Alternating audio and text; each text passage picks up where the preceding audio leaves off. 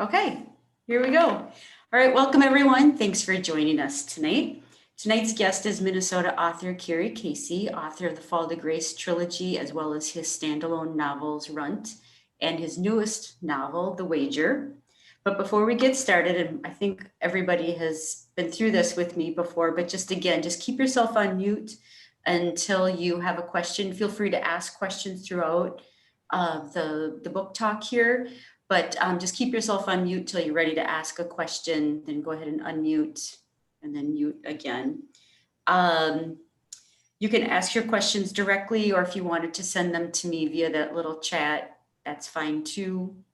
It's entirely up to you how you want to do that. Just a reminder that it is being recorded. I will have it posted on both our website and our Facebook page. Either if you know of somebody that might want to watch it, or you want to watch it again, or you have to leave early, whatever, it will be out there in the next couple of days, and we'll keep it out there for a couple of months. And then also, if there's anybody interested, we do still have 2 golf events that are tied to The Wager. We have one on Monday at Mount Frontenac, and that's a little putting contest. And then on Tuesday at the Jewel, we have a chipping contest. You don't have to belong to either golf course to participate.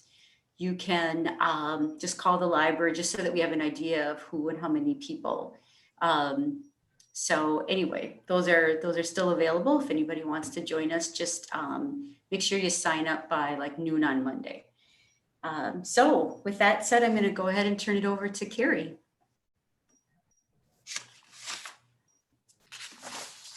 Well, hello, everyone.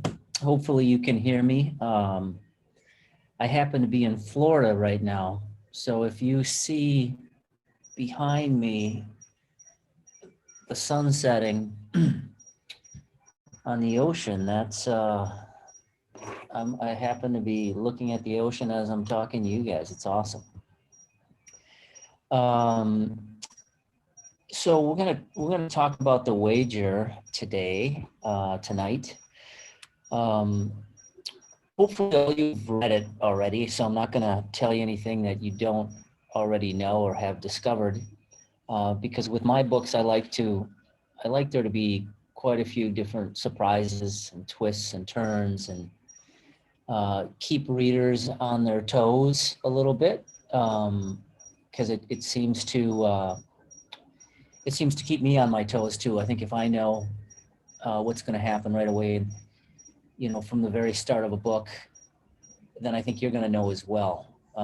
So a lot of times I don't spend much time plotting out a book or really knowing exactly where it's going. I have a general idea. It's a little like my golf game, where I think I know where I want things to go, but they don't always go that way.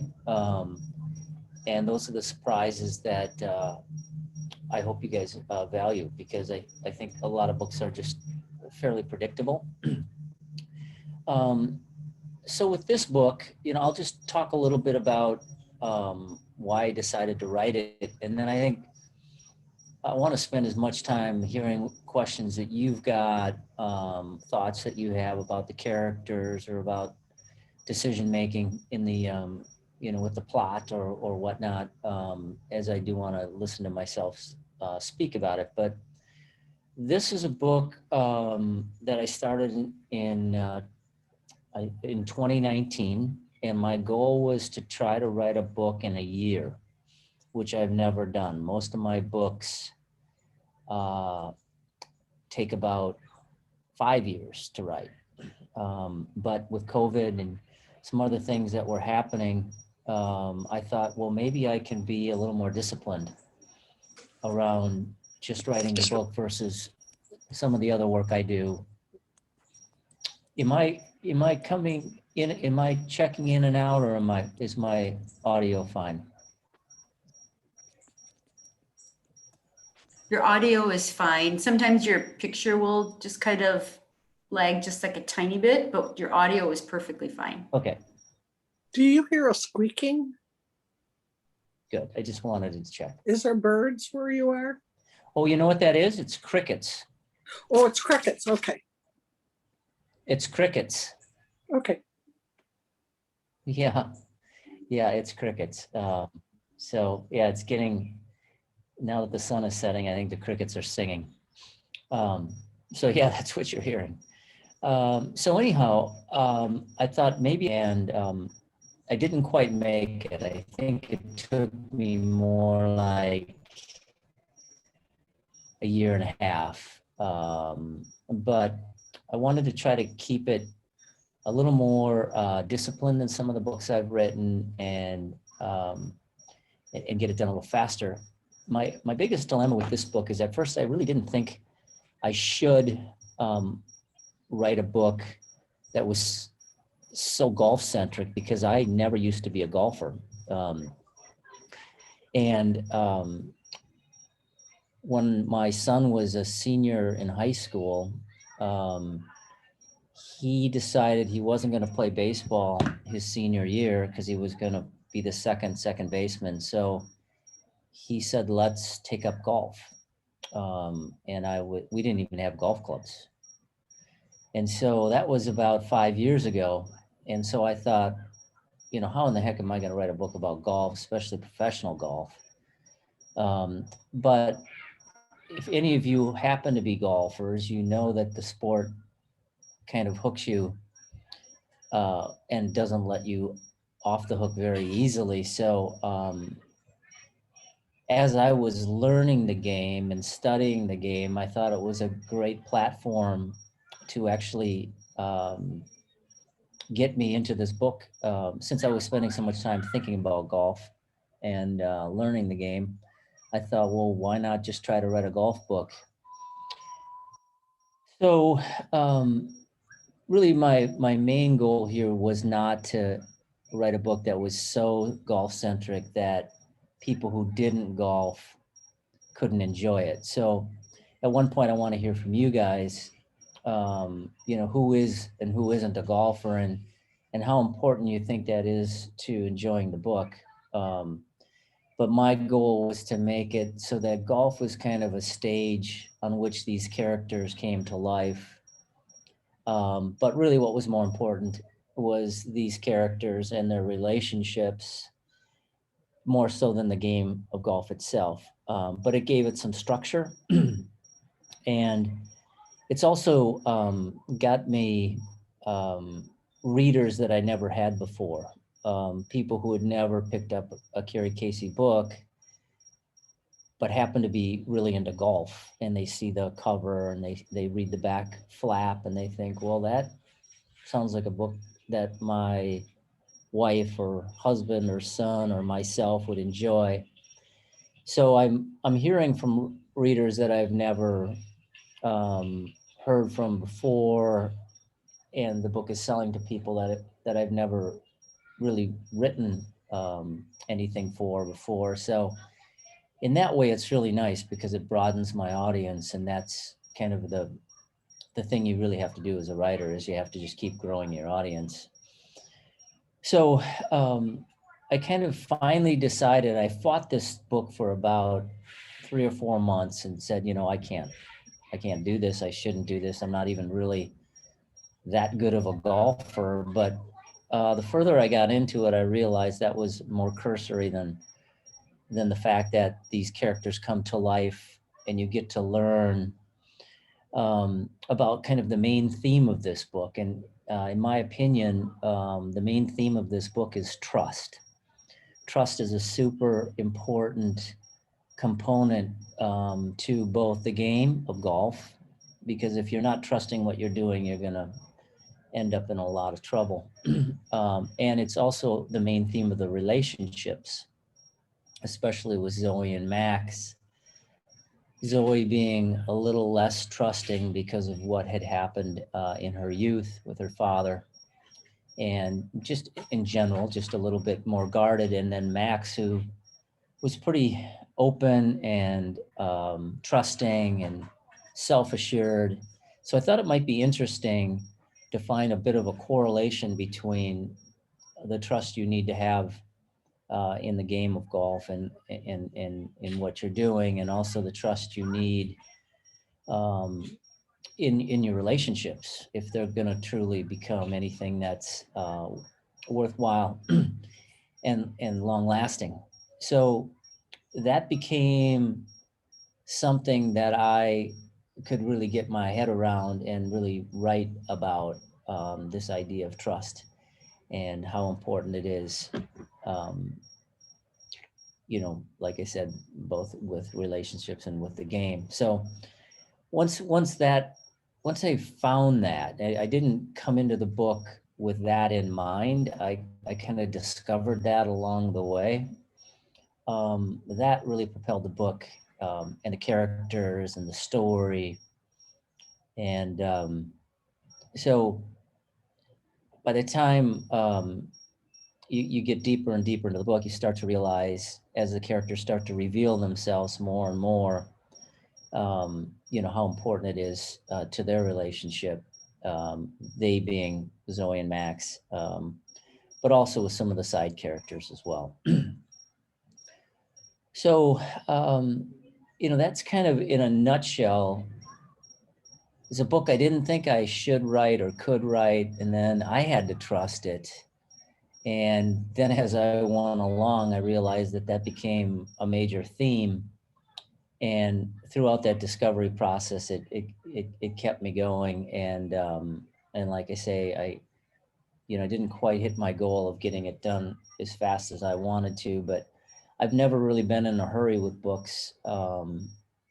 And this one was just kind of more of a personal challenge of how quickly could I write it, and still make it hopefully something that surprised you and had some depth and some meat to it. And of course it needs to be entertaining, but my goal is always to make books that are, to write books that are more than just entertaining, that they have some things you can reflect on and enjoy on a deeper level. So with that in mind, I guess I'll just open it up for a minute to see if there's anything about that you have questions about, or something else that you had come into this conversation wanting to ask. Hi. Hello. Did you visit Hazeltine Golf Course, or Mhm. had you golfed there? So I was at the 2019 Women's Championship there. And at that point I knew I was going to do the book. So I wanted to see the women golf. And also just a kind of a strange coincidence, but a client from my other part of life, which is advertising and copywriting, that I've known for many years, is the commissioner. His name is Mike Wan. And I knew he was going to be in town, and he and his father have read all my books and kind of stayed in touch over the years. I hadn't seen him, probably for at least a dozen years. So I sent him a note, and I got to walk the course with my oldest son and with Mike, who's the commissioner. And it was very interesting because he rarely walks the course during a tournament, because the women golfers get nervous that they've done something wrong, right? So when it's like the principal showing up in your backyard, when you have your friends over. So they think that maybe they said a word that got caught on camera or on the audio that shouldn't have, or they created some kind of a foul, and he's going to penalize them. So he doesn't like to walk the course very often, but he did that day with us, and that was fun. So that was my only experience with that course. And then my sons played PGA West. I didn't play that course. I just, it was too much course for me. So I just studied it, and then talked to him a lot about the different holes. And then I recorded a tournament that took place there. And that was the way I could go back and review all the holes a bit more specifically on how the different golfers approach and attack those different holes, or that back nine. So that's how I knew enough to be plausible in everything that I wrote about those two courses. When you write a novel and you go from novel to novel, obviously you learn something about yourself or techniques for writing the next novel. Or in this case, you talked about, the importance of trust. How do you take these kind of larger ideas that you discover about yourself or your approach to writing a book or to life? Does that have an after effect in how you continue to move them throughout life, or how you approach your next project as well? Does that become a cumulative effect, in kind of change your outlook or perceptions, wherever you see value in your life or in your endeavors or in your pursuits? Does that make sense? Yeah, it does. I think mostly life leads the books versus vice versa. So when I decided I wanted to start writing books, I felt like too many great experiences were slipping away and not being recorded. And every day, all of us experience wonderful things that might appear a bit mundane, but really if you sit and observe them, and then you move on, and you don't sit down and document them or somehow hold on to them a little longer. So for me, as I sift through life, I'm always looking for, is there a story in there somewhere? Is there a trigger from a certain experience or event that is big enough to build a book around?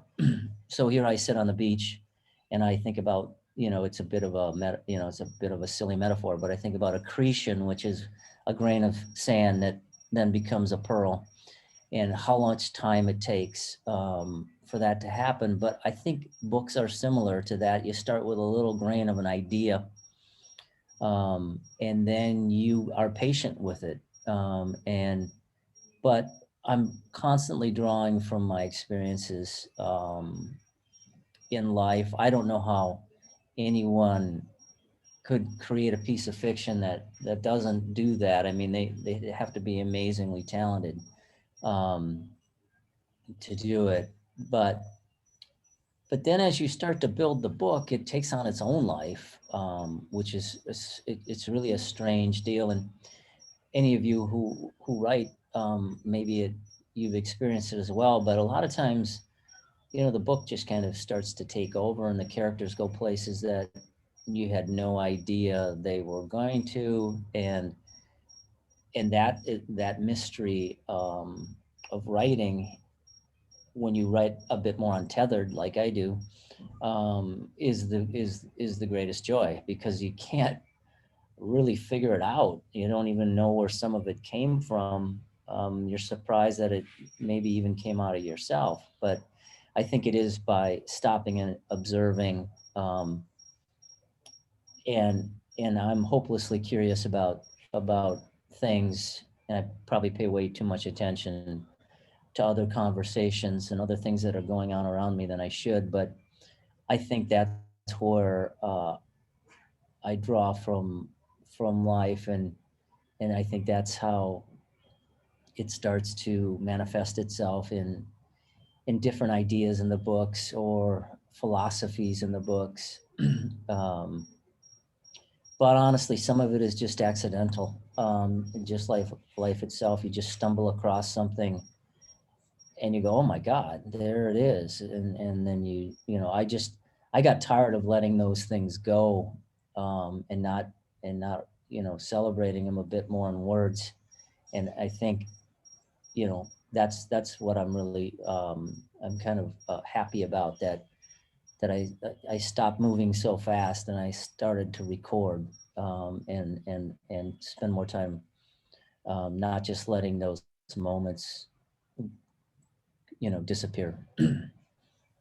Hey, Kerry, Do can you I ask remember? in the very beginning of your talk, you said that you don't always know what's going to happen. You kind of let the book write itself because you want to be surprised.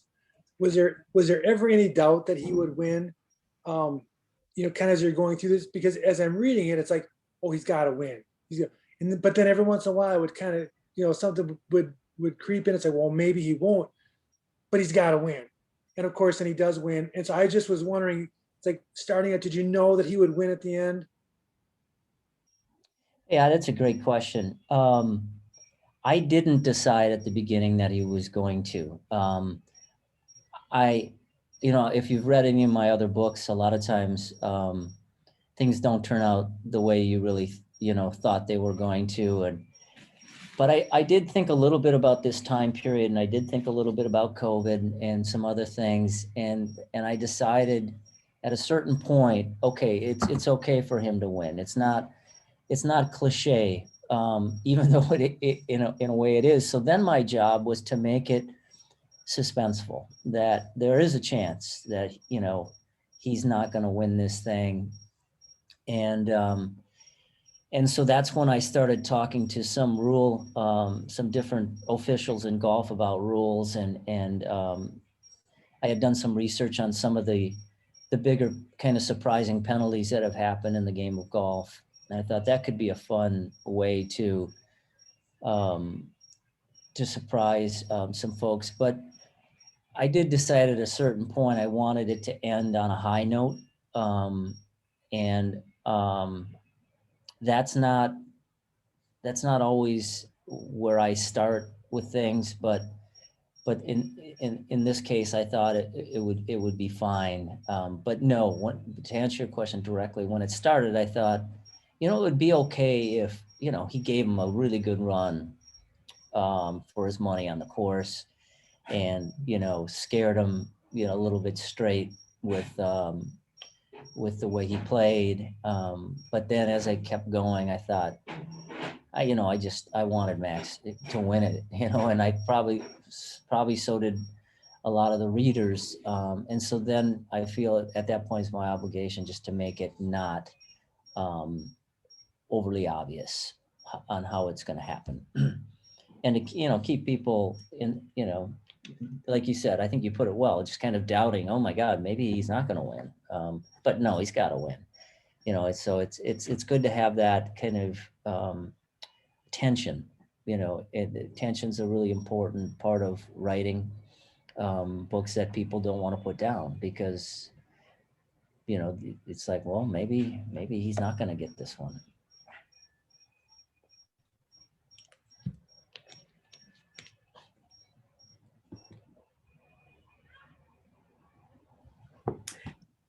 Kerry, do you remember when you came to Lake City? I Maybe- certainly do. I certainly Yeah. do. I remember because I bought a case of your books. Oh, wow. One of And I remember you opening the trunk and going, a case.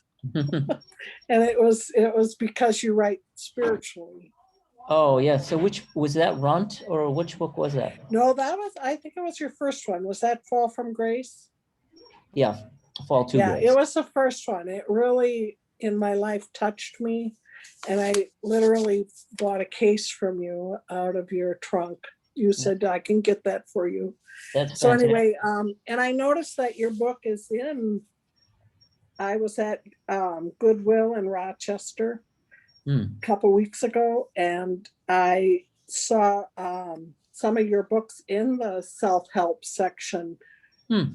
Do you consider yourself a spiritual writer, or are you a fiction writer? How do you describe yourself? Yeah, I think my genre is literary fiction. I do like my books to be spiritual, but I usually define it as with a small s versus a capital S, as far as the spiritual part of it, so that it doesn't get overly presumptuous or preachy or whatnot. But, all my books have a lot of spiritual elements to it. And obviously this book has got, there is Zoe with her Bible and her bourbon. And I thought, well, that would be a pretty interesting character, and let's get to know her a little bit better and what she's all about and her past. But, and I've got a number of emails from people who have read my books that are coming out of treatment or have lost parents, accidents, or, you know, some of the themes that my books have that I never expected when I wrote them, for the books to really affect people that way. But for some reason, they found some resonance or some solace, or just something they could relate to in the books with the struggles, you know, because a lot of my books do deal with people who are struggling. And I think we all, you know, yeah, my hands up too. We all have our struggles. So I like to write about a character's, I want you to meet them on the outside and know what they kind of look like. And I want you to, more importantly, meet them on the inside and kind of what makes them tick, and what they're struggling with. And again, that's, I don't really know where that comes from. It's just something that naturally has happened in all my books, and it keeps me interested to try to write about some of those things. But it's funny where the books end up. I mean, at the Goodwill in Rochester, that's hilarious. But they do end up at a lot of different places, and it's fun to you know, to get notes from people who, you know, found them in some pretty obscure places.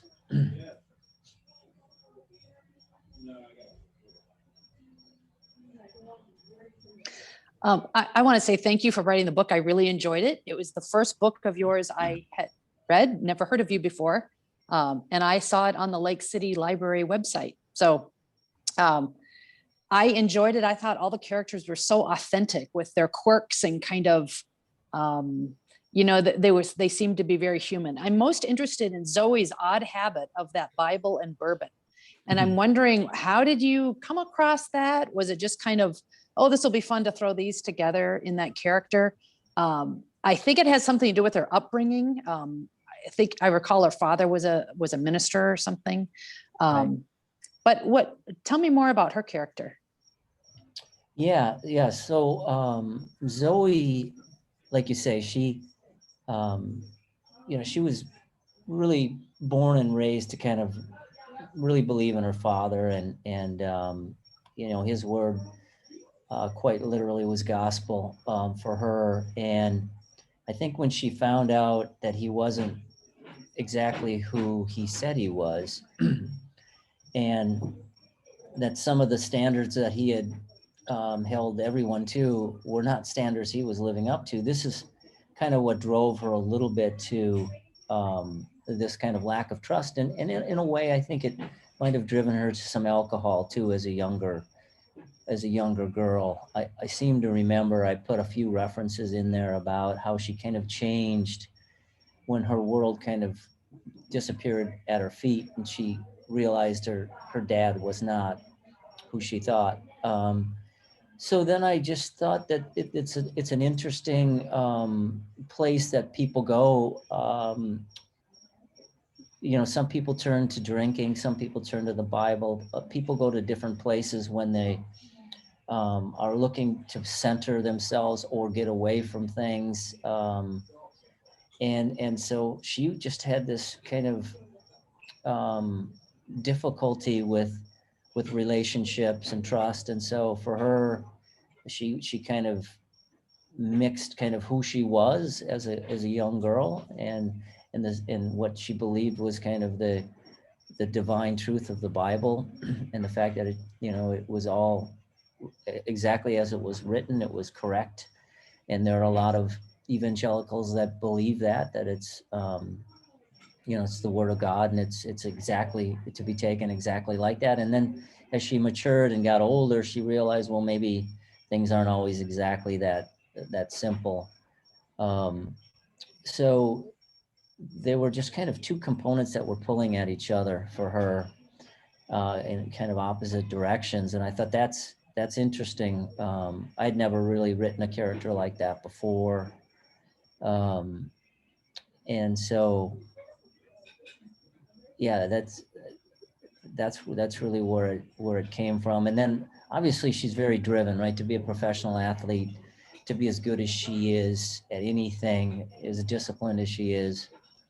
I thought that that was a kind of an interesting component of her too, is that she really had things under control, right, as a golfer, but she really didn't. You know, I'm looking at my picture here and it looks like I'm getting darker and darker. Let me just flip on a light here. I'll be right back.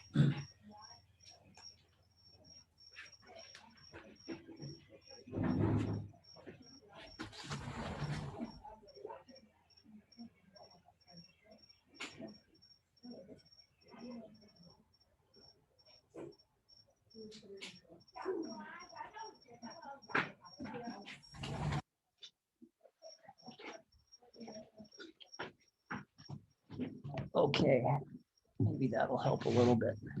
I have one question, just a follow-up on that. So you said you found the book on the library website. Are you a golfer? Was golf part of what attracted you to the book? I have golfed. I wouldn't say I'm a golfer. I do have a set of clubs in my basement. Okay. I saw it on the website. I think Stacy, you had promoted it as kind of a community read, and you were talking about you were going to have the author as a Zoom call, and I thought, what a great opportunity! I'll pick up this book and read it. I'm a sucker for romance books, Okay. and it seemed like a fun, kind of lighthearted. And I thought, oh, there's a romance story in it. I'll read that. Right. Did you find it to be lighthearted, or did you find it to be more than what you thought? I thought it was more than what I thought, but in a good way. Mhm. I've read lots of very light, what I call beach reads that, you can kind of skim over. This one, as I said earlier, the characters just seem to be very genuine and authentic. Mhm. And I really enjoyed this book. And it was more suspenseful than I thought it would be as well. I couldn't wait to get to the end, and like the other person here tonight in the audience. And I didn't know if he was going to win or lose. In a way, he would have been okay losing. I think he had a strong enough inner compass that he would have been okay. And I Yeah. think he would have found Zoe, and they would have, won their own lottery.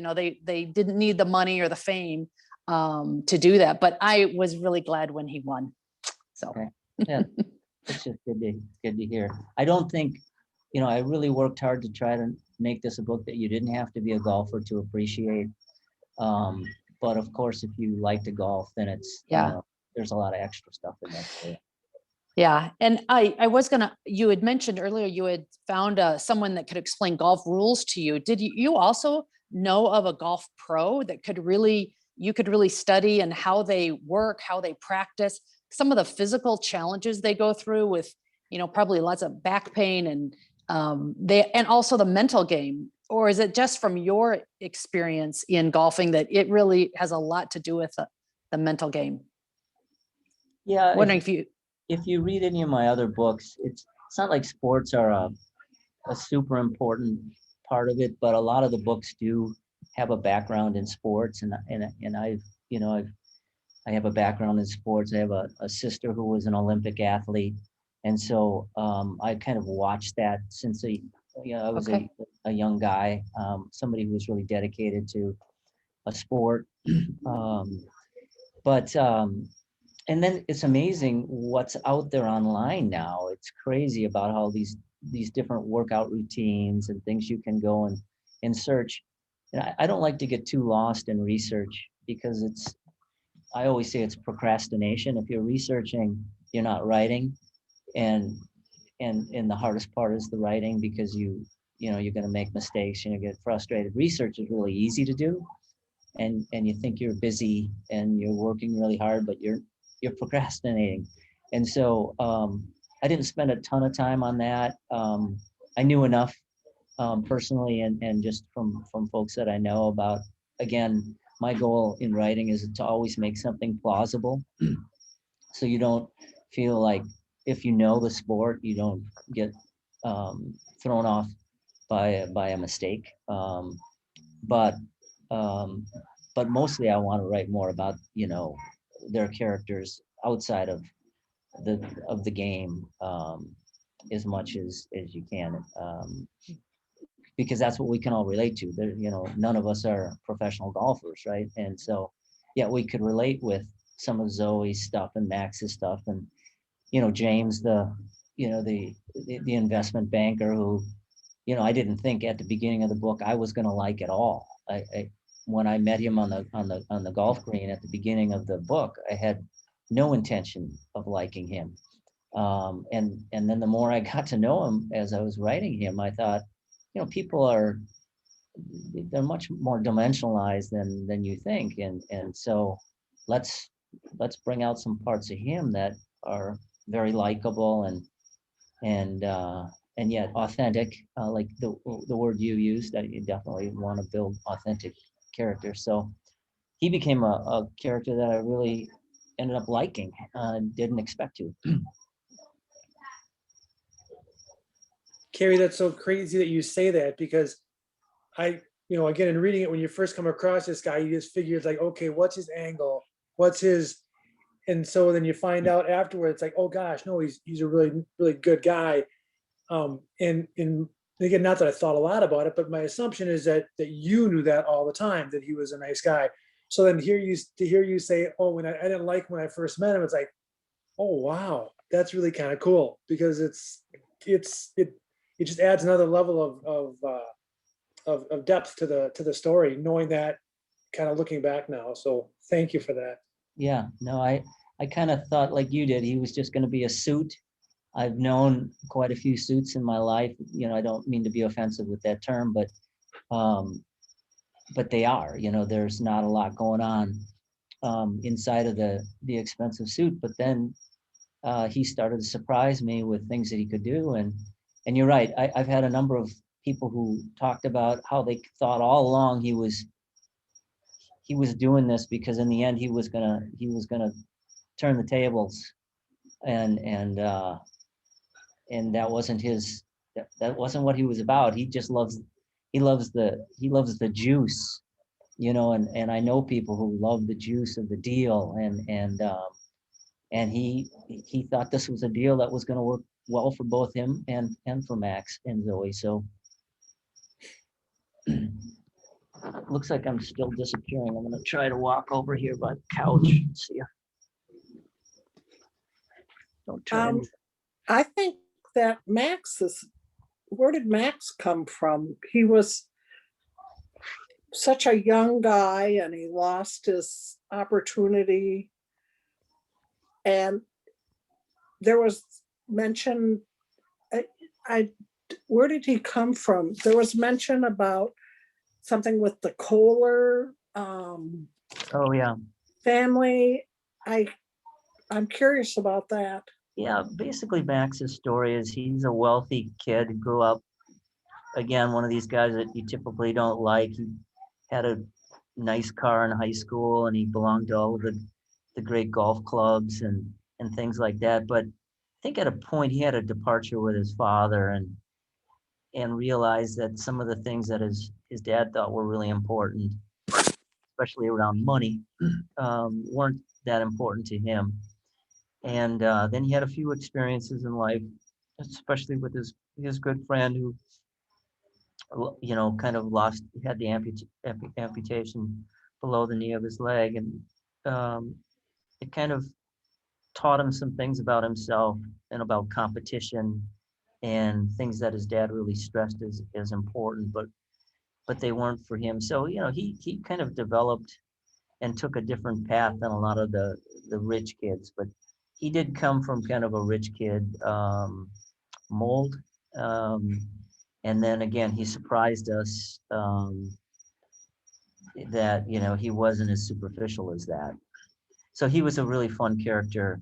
It's nice to write about characters that, you know, people really like. And then of course, there's on the other end, there's Ty, who is kind of the, you know, the prima donna golfer.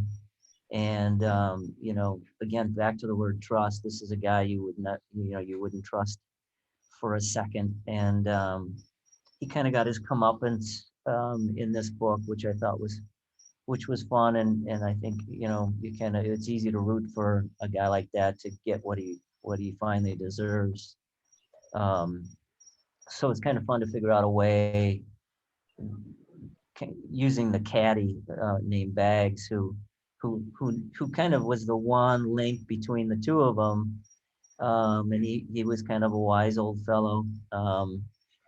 And so again a kind of a surprising character that I hadn't planned on, but I wanted to have some glue between those two players and a little bit of an edge for Max over the pro. And so he knew where all the bones were buried in kind of Ty's golf game and in his history. So I think that was another reason it became a little more plausible for Max to actually win that wager, is he had the right guy in his corner, and we all need the right person in our corner.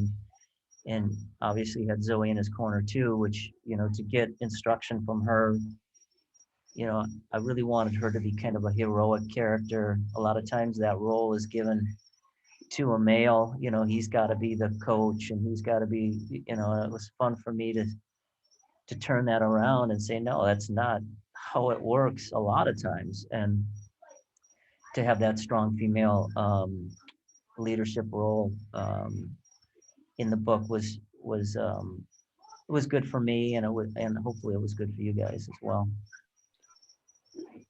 Coming back to the mechanics of writing, it's been really interesting hearing you talk about, your first embrace of these characters and then how you involve them throughout the story. And I'm thinking of another medium, like how Best in Show is written, and what I understand about the movie Best in Show, where they spend a lot of time creating these backstories for these characters and documenting that, and then giving these backstories to the actors and letting them just say, well, there are these few cues here that you have to hit, but the rest you can improvise, but there is the general storyline here.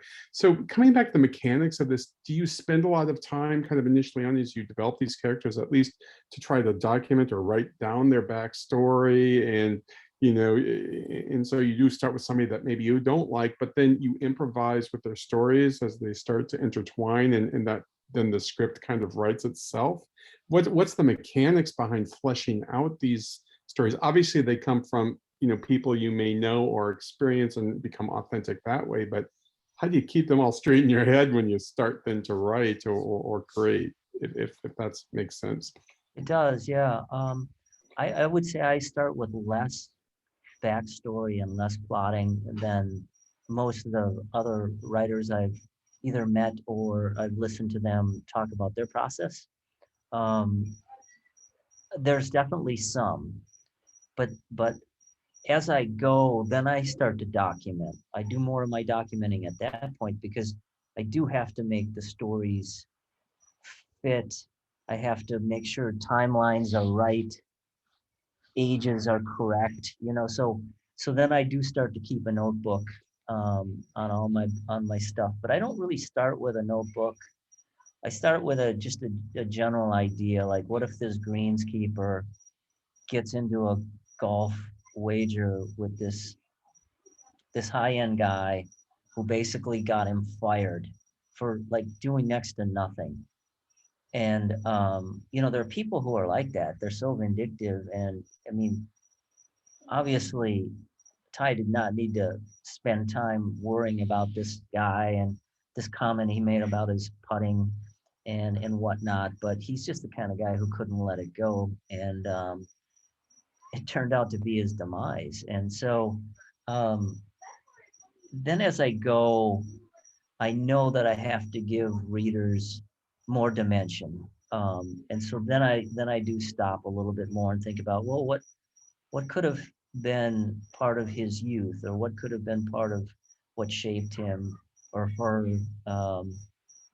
So some characters I probably have a little bit more backstory, but I usually don't try to start out with too much, because then I'm going to be limited by kind of what's top of mind for me, and a lot of this stuff I get to is, like like I say, it surprises me, because it wasn't there at the beginning. And if you're willing to, have some swings and misses, because sometimes you waste time by not being completely buttoned up on where these things are going to go. But I think improvisation is a good word that you used, and I believe it is a little bit more like jazz, the way that I like the book to go and sound, than something that is all every chord and bar and measure and chorus has been, written in ink, and you have to follow it. Again, there has to be some discipline, but for me, that hasn't been as hard as being faithful to the fact that if you don't try to squeeze it too hard, that it'll find its way. You just have to have faith in the process, and the faith that the story is there. And for me, like I said earlier, I struggled early with this book, because I really wasn't sure I was the right guy to write it. But the further I got with the book, the more I realized I was exactly the right guy to write this book. And it might have been some of that insecurity that I could give to characters and to the story that made it work, versus if I was really, really a golf, expert, and I knew from the beginning nobody could write this book better than me, it probably wouldn't have turned out the way it did.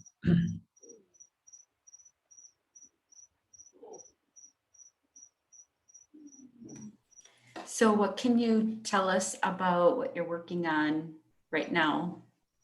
Yeah, I'm working on a new book. As I sit here by the ocean, it's a crazy story, and I'm in the same point of like, is this book going to work? But it's a book about a reincarnated pirate, and it's a crazy story. I don't know, it just kind of came to me once while I was not thinking about writing a book. And there's an investigative reporter from the New York Times who she goes out to find out if if this person could. I mean, there's no such thing, right? We all know there's no such thing as reincarnation, but for some reason that word is there, and you've heard stories about it, and so she goes out to kind of prove that this is folly. And the more she gets to know this person, the more worried she becomes that it might be true. And so I don't even know yet, if he is or isn't, but he's certainly a very interesting character, and some of the things he does, and both heroic and downright despicable, as pirates are wont to be, are part of this book. But I might talk to you, Stacy, in 6 months and say, that thing that was the stupidest idea I've ever had. But I kind of like the fact that I'm worried about it, and that I won't just let it go, because I have a lot of ideas for books. But this one has just been sticking. So right now it's called Pirate Stamp. And what that refers to is, not only, so this guy has been reincarnated as a letter carrier in Nebraska, but it's really the stamp that's put on a certain person if you're going to become a pirate. What are the attributes? What's kind of stamped into your DNA? And I think we all know people who are kind of pirates, and we both admire them and probably make fun of them, because we're a little jealous.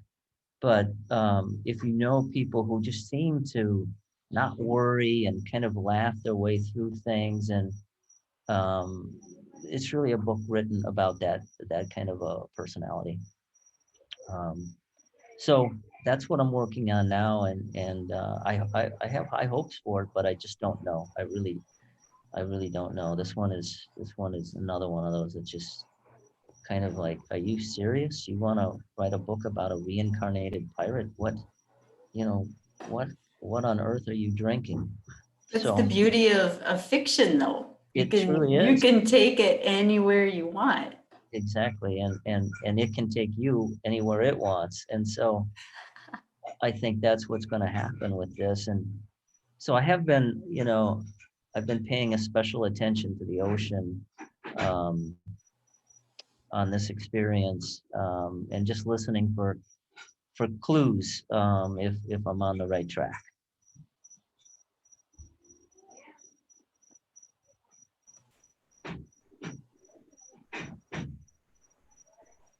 Hey, John, didn't you have another question you were Well, gonna ask? I did actually. Kerry, what's the plan or what are the opportunities for any of these books, whether it's The Wager or Runt, which I think to ever be made into a movie? I mean, not that it's like you have probably not a lot of control over that, but is there ever a path you could kind of see those being made into movies? I do, and I really think about books in a filmic way. And my background is in advertising and copywriting, and I've shot a number of commercials over the years and know directors and such. But it's really hard to break into the kind of the inner circle of movies. I thought, for example, like Ron Howard doing Runt. I Yeah, mean, it would be perfect. I mean, just his Midwest values and where he came from as Opie and all of, from a made up town called Mayberry, which is, you know, same thing with my little made up town of Danica. So I think I would love to get it done. I don't have the time to chase it down like I should. But I do believe, I mean, and I don't know if you've read Fall to Grace in that series, but if you haven't, you should. I think that yes. book would have been a marvelous movie too. And I had people who would send me, okay, Corey should be played by this, and the sheriff should be played by this guy. And so I'm really happy that people start thinking about my books as movies, even if the only theater they see them in is in your mind. That to me says I've done a good job of setting kind of some picturesque places, and characters that you'd love to see brought to life on the screen. I just haven't really followed up much on it.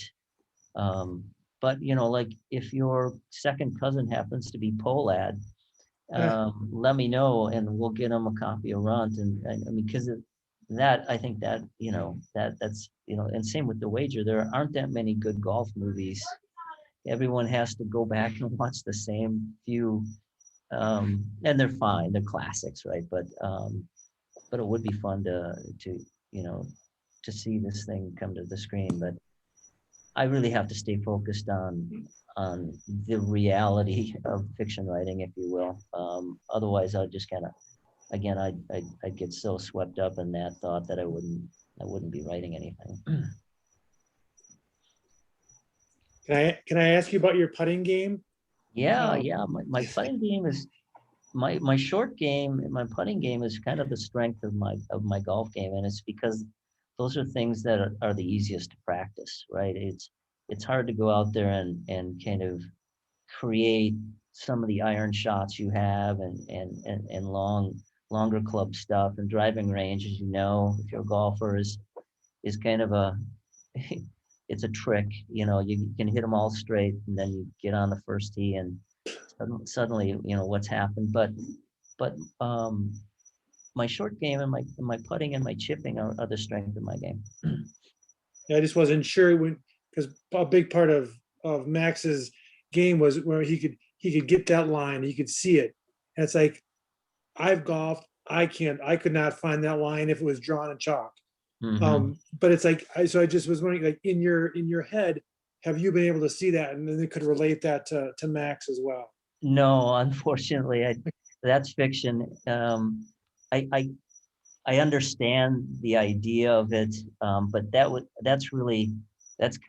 is kind of a movie moment where you could see that scene happening where that line comes to life for him. And I wanted him to have some special abilities. And for me, the kind of the putting aspect of it, I thought would be interesting. I really it's obviously the most important part of the game that everyone seems to ignore. So I didn't want to ignore it. And it was also kind of how the two golfers the first conflict was built over the fact that um, Ty was really struggling with his putting, and it was so obvious to Max that that he was doing some things wrong that he actually talked about it.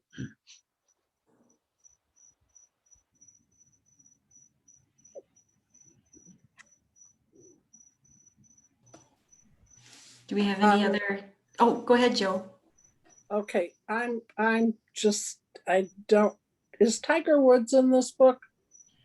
Well, a little bit. I mean, Ty Williams has the same initials, right? I don't know if anyone noticed it, but that was done a little bit purposely. I don't love nor do I hate Tiger. I wasn't happy with some of the decisions he made and the way he treated some people. I've read a couple books about him. So I wouldn't say he's in it, but I would say some of his bad habits are reflected in Ty Walker, excuse me. And it's no coincidence that they both have the same initials. And those are little things that I put into a book, and rarely does anyone really even notice it. It's just there to both keep me on track and kind of just to amuse me. But now with what's happened to Tiger, it's hard for me to say anything bad about him. I just want him to, get well and healthy. But there are some decisions he's made and the way he's treated some caddies and some friends over the years when, he was really troubled, that some of that is in Ty.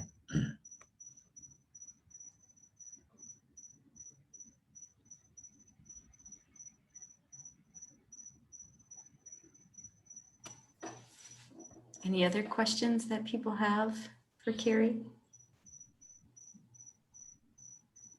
I'm looking forward to the pirate book. And by the Good. time you finish that one, we'll be able to have you live back in Lake City. Yeah, I'm looking forward to doing events again. It's really been a tough time. Yeah. So if you guys have any golf friends or any reader friends, let them know about these books. Because it's been a tough time to be an author. You can't see people, you can't go to bookstores and do all of those things that help you, like I said at the beginning, kind of gain new readership. So I appreciate the fact that you all sat down and went and read the book and came to this phone call. I truly do appreciate that, and I hope to continue to support authors and myself included. Yes, well, thank you. And for those of you that haven't read any of Kerry's previous books, let me know, because we've got multiple copies of all of them. The Fall to Grace series as well as Runt. So you can either order it online or you can call the library tomorrow. Somebody can set one aside for you. So Yeah, and then if you end up liking them, one of I think the greatest things is giving a book as a gift. If it means something to you, and then you have somebody who you think it might be meaningful for, obviously I really support the library, and I like the fact that people can just go in and read a book and it doesn't cost them money. But if you do end up liking them enough, you don't have to go as far as Joe and buy a case out of the back of my car. But it is nice to spread the book. My company, my publishing company is called Five Friends Books. And where that all came from is my goal with writing books is that if you like them enough, you'll tell 5 of your friends about the book. And that is kind of the patient process of slowly but surely showing up at Rochester at the Goodwill, or in places you never expected, or it's suddenly somebody's friend of a friend of a friend who was sending me a note, and it's really rewarding process. So if you feel so inclined, that's always a great it's a great way to support my work. All right. Well, if we don't have any other questions, I'd just like to thank you, Kerry, again for taking time away from your vacation Yes. to join us No, tonight. it was my pleasure to get to see you guys and answer your questions. And Stacy, thanks again for everything you guys have done down there. I am looking forward to getting back and seeing the lake. And I remember one woman who was at one of the events down there. I think she was having her close to her 100th birthday. I don't know if you remember this, Stacy, but one of the her daughter brought her to the event, and it was just so cool to have somebody who wanted to spend their a pretty important birthday down at the library listening to me talk. So I have fond memories. Yes. Well, thanks you. again. And Okay. thanks to the rest of you for joining us tonight. I really appreciate it. And we will be busy working on some more programs for fall, some more author talks. At this point, not really sure what will be in person or what might be still Zoom. That's, we'll be keeping everybody informed. But thank you again. Okay. Thanks, Carrie, So long, and everyone. everybody. Thank you. Thank Thanks, Carrie. you. Thank you, Carrie. Really you. enjoyed it. Nice to meet you. Bye, Bye-bye. Stacy. Thank you. Yep, you're welcome.